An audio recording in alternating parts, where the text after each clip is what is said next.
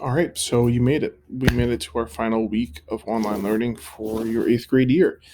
And we're really going to end this with the final assignment that takes and pulls everything in together.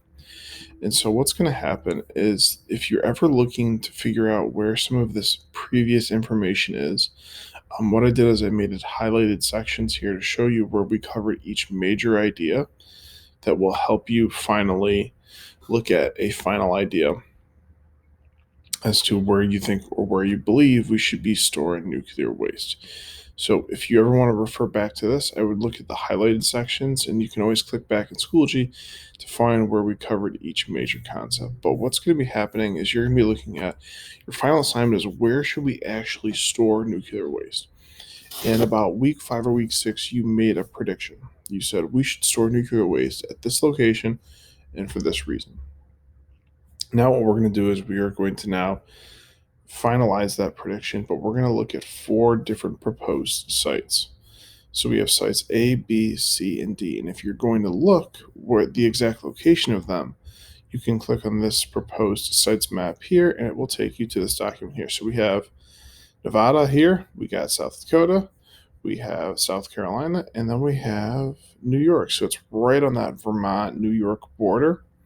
So it's almost northern New York, really close up there. It's right on that border with Vermont.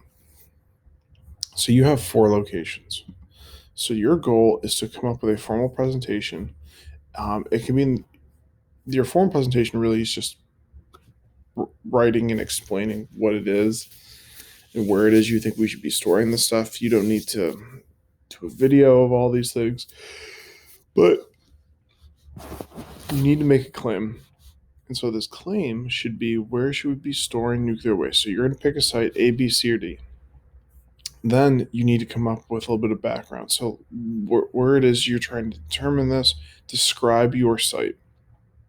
So what is it like on the map? Where is it located in the United States?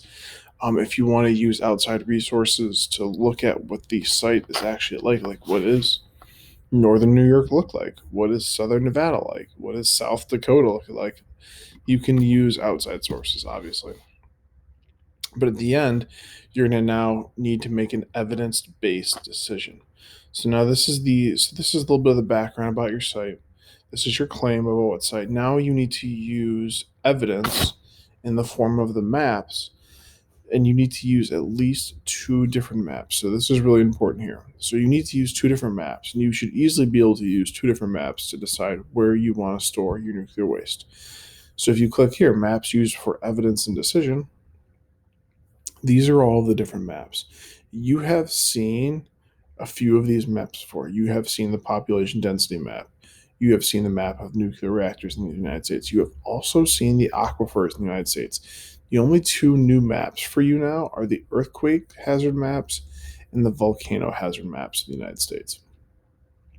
So in your decision, you need to now back this up with fact, which is information that you can gather from these maps, and you need to reference at least 2 of the different maps in your explanation to back up why you believe we should be storing at one location versus another.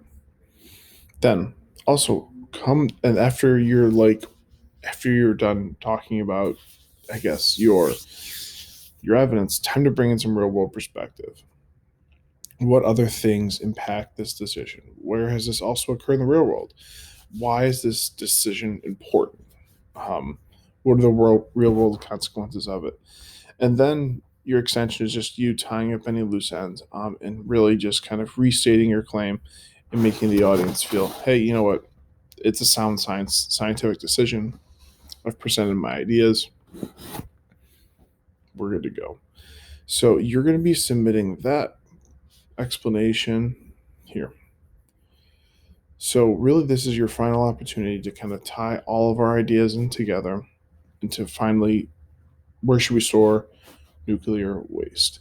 And so there isn't going to be a minimum or a maximum on this as long as you can explain your ideas thoroughly and you can also use 2 pieces of evidence. You should be good to go. Now, this one here, this PDF right here, the sheet, You can use this. You don't have to. It looks like this. If you're somebody who wants to weigh out the pros and cons for sites A, B, and C, you can. You don't necessarily have to. That's why it's optional.